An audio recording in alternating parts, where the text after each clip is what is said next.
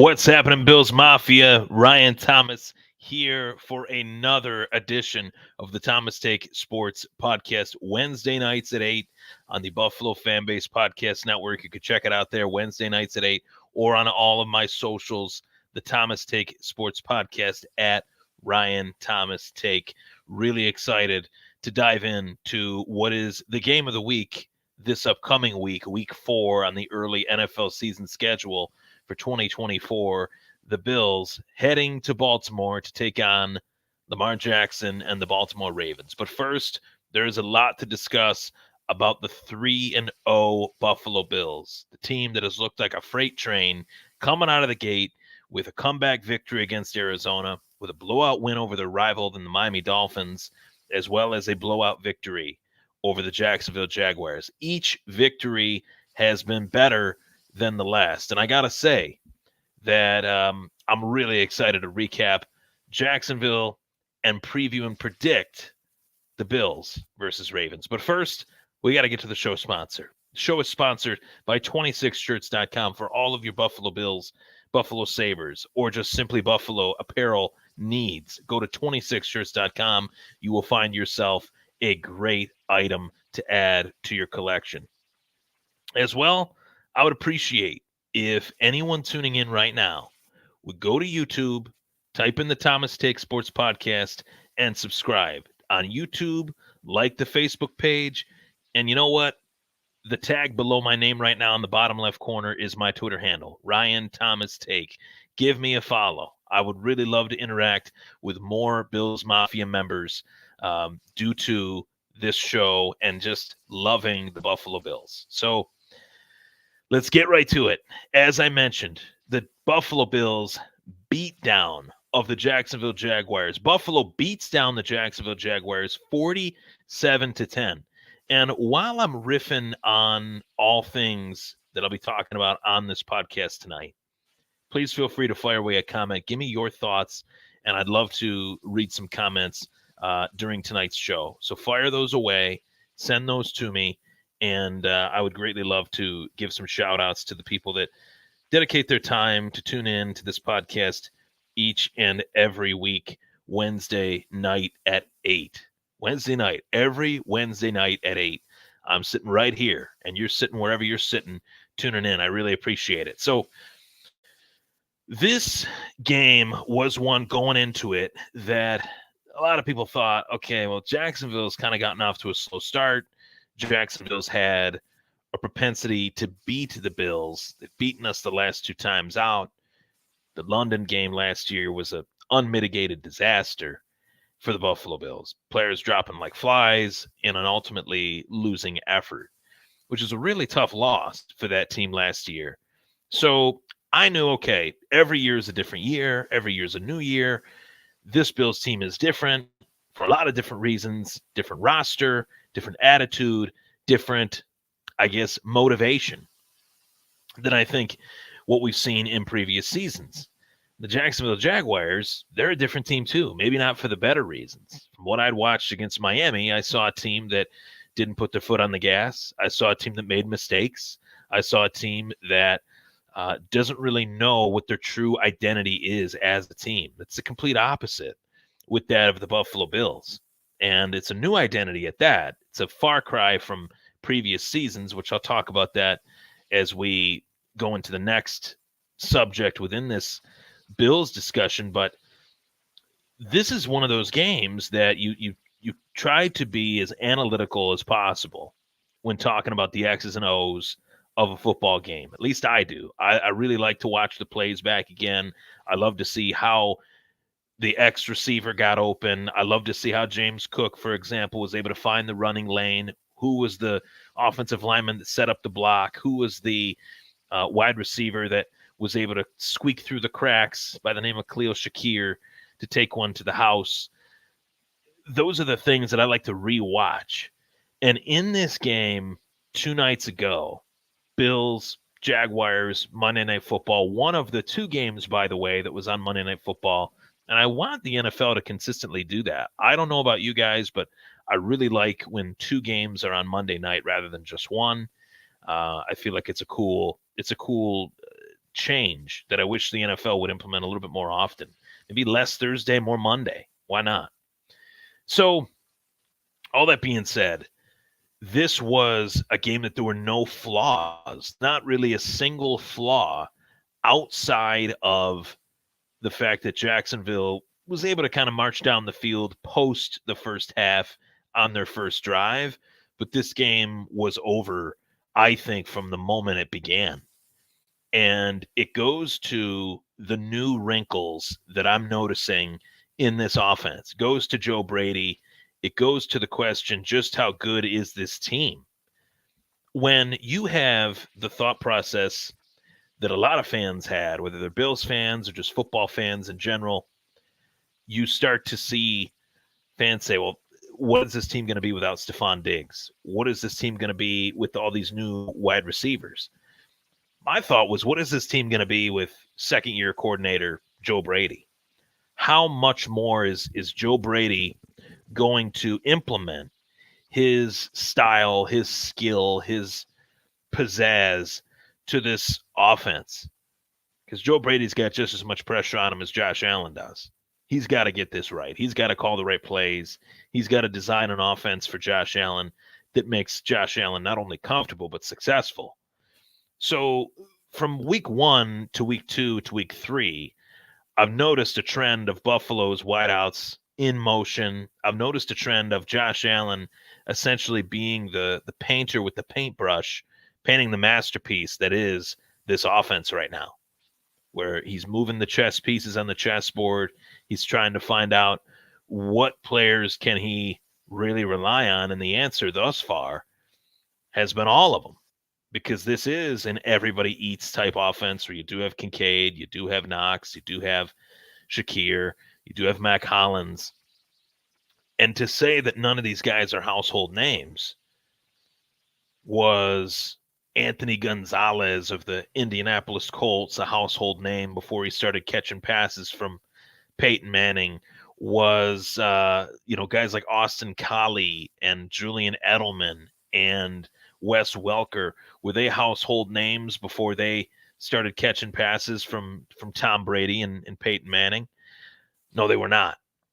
And I think that goes to show you that I think Josh Allen's at this new level that I talked about in the offseason, where a quarterback and his athleticism is one thing, but a quarterback making the players around him better is something completely different. And that's what the real greats have been able to do.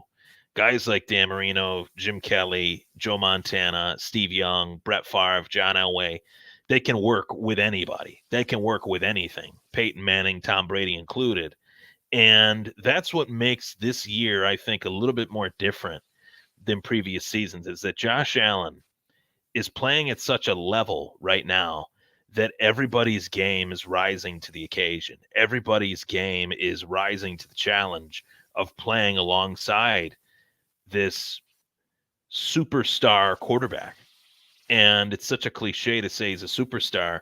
I think it's doubling down on the fact that he is, without a doubt, the most valuable player to his team. And we'll talk about that as we talk about the Baltimore Ravens. A little bit of a teaser there. But make no mistake about it, the Buffalo Bills, they're 3-0. They are hot. They are winning games by scoring more than 30 points a week to start this season. And without a doubt, Josh Allen is the early MVP favorite. Vegas and all the betting odds and all that stuff, it's changed over the course of the last 3 weeks. Pat Mahomes, odds-on favorite before the season started. Josh Allen was like, minus 600. Now he's minus 200. So the odds are consistently changing in his favor, saying that this guy is as good as anybody. This guy is the real deal. This guy is going to carry this team, and people are going to hop on his back for the ride. That's kind of how I look at it. They're willing to play toe-to-toe with him, and it's showing to me that he's reached a whole new level as far as not only his game, but his leadership ability, and guys are definitely making their impact on this offense. I was really impressed with the fact that there were over 10 guys that caught a pass from Josh Allen in this game, just like there was against Miami. And we saw different wrinkles. Each time the Bills offense took the field, their play calling was easy throw, easy angle, just drop back, find the open target, and get it to him. And it looked easy, but it hasn't been that easy for every team. It hadn't been that easy for the Bills for a really long time. And I think a lot of it does have to do with Josh Allen. Don't get me wrong. But I think just as much of it has to do with the Buffalo Bills offensive line. This is the best offensive line that I have ever seen from a run blocking standpoint, from a pass blocking standpoint. I am completely blown away by the offensive line of the Buffalo Bills. And that's all the offense. Now, the defense was what really has shown me that you want to talk about players stepping up. I think Stephon Diggs was the big highlight player that everybody was talking about leaving the Bills. How are they going to replace Stephon Diggs? I would say all summer long, how are you going to replace Jordan Poyer and Micah Hyde? How are you going to move on from two safeties in tandem that had been here for 7, 8 years? Well, I'll tell you, Damar Hamlin's big moment goes to show you that he's ready. He's ready to show what he's capable of. It's his time. It was their time. They had their time. And guys like Damar Hamlin and Taylor Rapp playing alongside each other are ready to show up. And to dive into Damar Hamlin's big moment without getting emotional is very hard to do. I talked about this last night on the K-Gun Report with a few buddies, and wasn't just the fact that he got an interception. It wasn't just the fact that it was in a big moment in the game. It was the fact that he got the interception on Monday Night Football in a moment that was like an eerie, inspirational parallel to what happened 2-3 years ago with the entire cardiac situation. That was on Monday Night Football. The whole world was watching that night, just like the whole NFL world was watching 2 nights ago. Despite the fact there were 2 games on Monday Night Football, you're watching Josh Allen, not Joe Burrow. You're watching the Buffalo Bills, not the Cincinnati Bengals. So just goes to show you that there is a thing called divine intervention, and it can happen even in sports.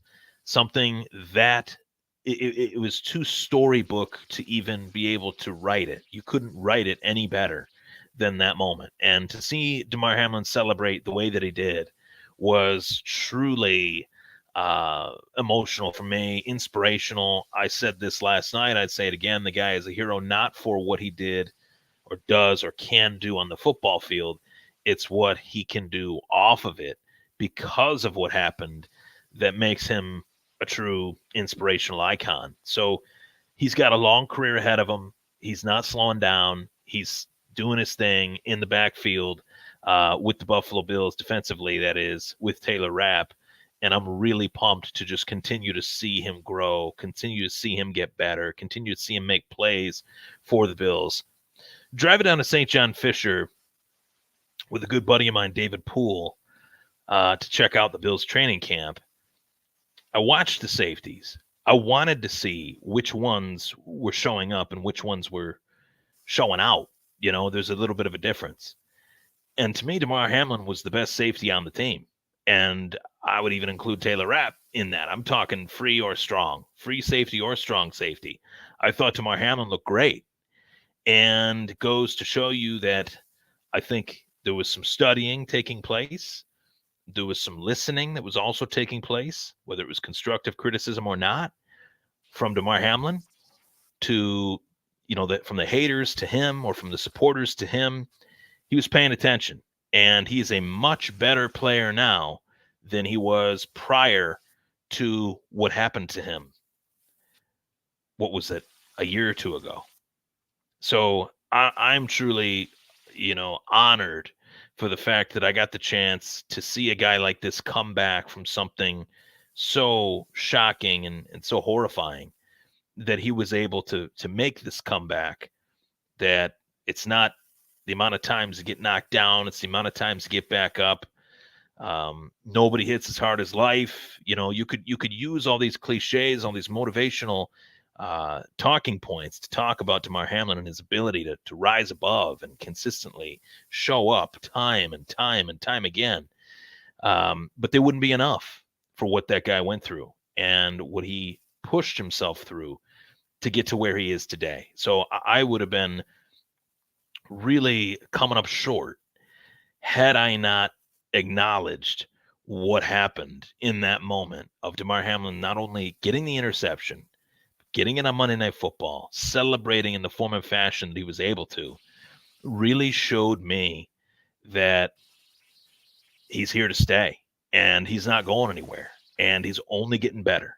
So really exciting to just have that moment in that big of a blowout. But that was the moment of the game, and all the moments of that game on Monday night, whether it was Allen's just red hot first half, 4 touchdown passes, 5 total touchdowns for the Bills offense on 5 drives.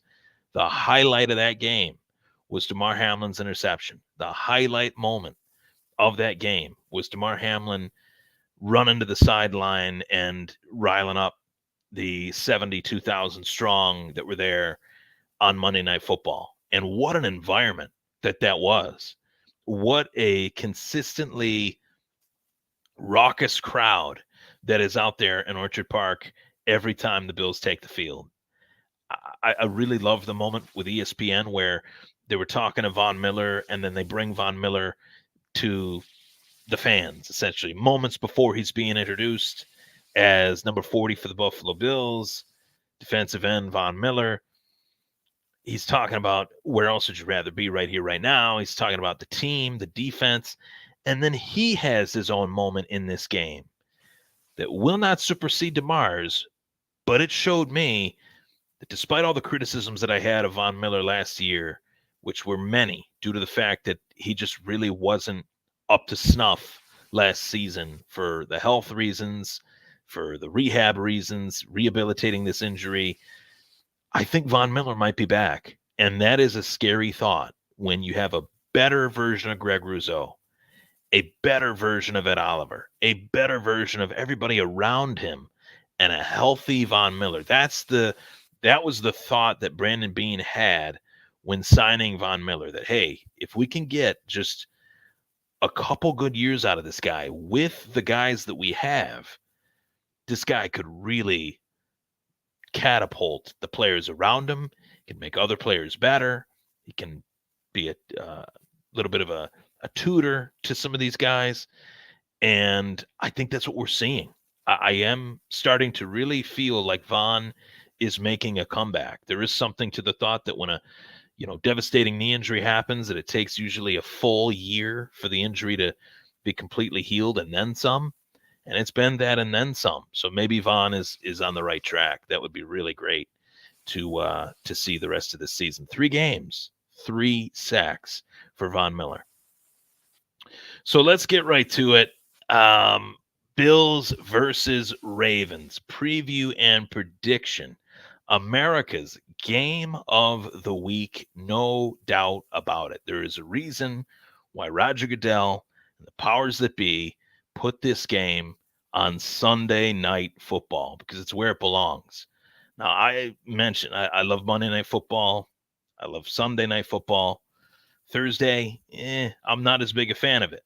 But I will tell you that Sunday night is my favorite. Football is meant to be watched on a Sunday, whether it's Sunday at 1, Sunday at 4, or Sunday at 8.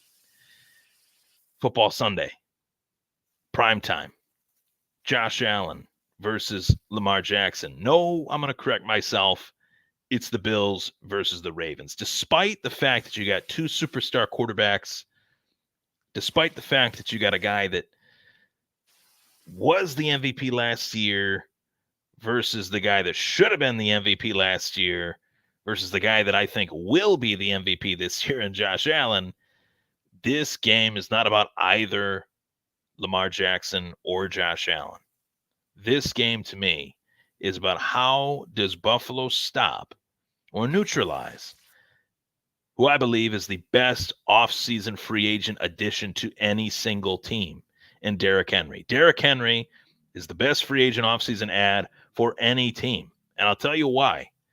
When you have an athlete that is as elusive, that is as shifty at quarterback as Lamar Jackson, and it's a different layer, different level, different type of athleticism than that of Allen. Not saying it's better, not saying it's worse, it's just different. And then you add in an all-pro running back that can tote the rock the way that Derrick Henry can, where one guy says, hey, we're going to stack the box against Derrick Henry. Another guy says, we're going to put the big spy on Lamar Jackson. That is a very tough backfield to game plan for. And it makes me wonder how the Buffalo Bills are going to attack this. I think that the run defense is better, but I think if there is any chink in the armor of Buffalo's defense, it is their run defense, because they do have some smaller linebackers. They are a little bit lighter up front. They're a little bit heavier up front than what they have been in previous years, but they're still a little lighter up front. One of the big knocks, or criticisms, I should say, of Ed Oliver heading into his NFL career was that he was very light for a defensive tackle.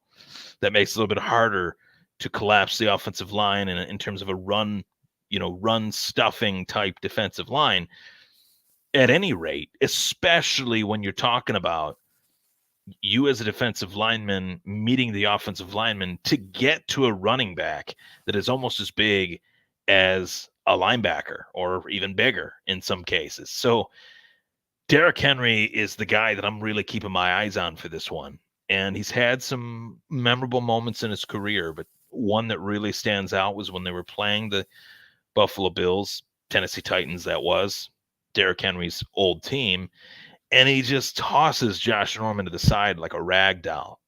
If that stuff happens in this game, Bills versus Ravens, it's going to be a long night, because the Ravens will be running the football, they'll be wearing down the clock, keeping Josh Allen off the field. If Buffalo is able to neutralize Derrick Henry, then I think that we can easily win this game, because Lamar Jackson simply does not scare me. I've never looked at Lamar Jackson and said, that's the best quarterback in the NFL. And I don't think you have either. I don't think anyone has. And yet he's got 2 MVP awards. It is what it is. I don't choose it. I don't vote it. If the fans voted, I don't think he would have won one of those MVPs. And I'm not trying to knock Lamar Jackson tonight and just eviscerate everything that he's done. I just don't think he's the quarterback that people make him out to be. Not yet. I think Patrick Mahomes, I think Josh Allen are those guys. When healthy, I'd say Joe Burrow is one of those guys. But Lamar has not won a big game. So it's or played really in a tit for tat big game. So it's really hard for me to say that Lamar Jackson's my biggest worry heading into this one, when they got Derrick Henry, who has played big in big games, who has carried teams season after season on his back. How much longer can he do that is the question, but he's done it. He's done it. But nonetheless, this is going to be a different game. This is not going to be the Buffalo Bills against the Jacksonville Jaguars. Jacksonville's in complete and total disarray. Miami, their season is over. Buffalo pretty much ended their season in week 3 or week 2. And this Baltimore team is good. They're well coached. They got a good coach, John Harbaugh, solid coach. He's won a lot of games with this team, with this quarterback. But I think the Bills are going to put up over 30 points again. I think Joe Brady is calling a great offense right now. He's entrusting Josh Allen to run the show, and Josh Allen is running it to a T. James Cook as well, I would argue, is probably the best offensive player outside of Josh Allen easily on this team right now. Easily. Not even an argument. And he's consistently evolving and getting better. So with that, I think it's going to be a close game, but I do have the Bills winning at 37-28, moving to 4-0, heading into what some are saying is a gauntlet of a schedule, playing, of course, the Ravens, the Texans, the Jets in the next three. I don't know if that's the exact order, but I know that they play those three teams in a row. Hey, keep doubting us. Keep thinking that, one of these teams, the Jets or the Texans, are going to roll over us. Houston just lost to Minnesota. The Jets are the Jets. I have said it my entire life because I can say it for my entire life. The Jets always find a way to screw something up. They could mess up a free lunch. So I'm really curious to see how Buffalo approaches not only Baltimore, but the New Jersey Jets, as well as the Houston Texans. And good old Stephon Diggs, I think he's watching from afar thinking, I should have waited another year. Sometimes when you want something so bad, you realize you're missing out on an opportunity that you had. True shame. But anyway, 3-0. Moving to 4-0 next week, according to my preview and prediction. Shut down Derrick Henry. Force Lamar Jackson to beat you. I don't think he can do it. With that, I'm Ryan Thomas. That was the Thomas Take Sports Podcast. Go Bills.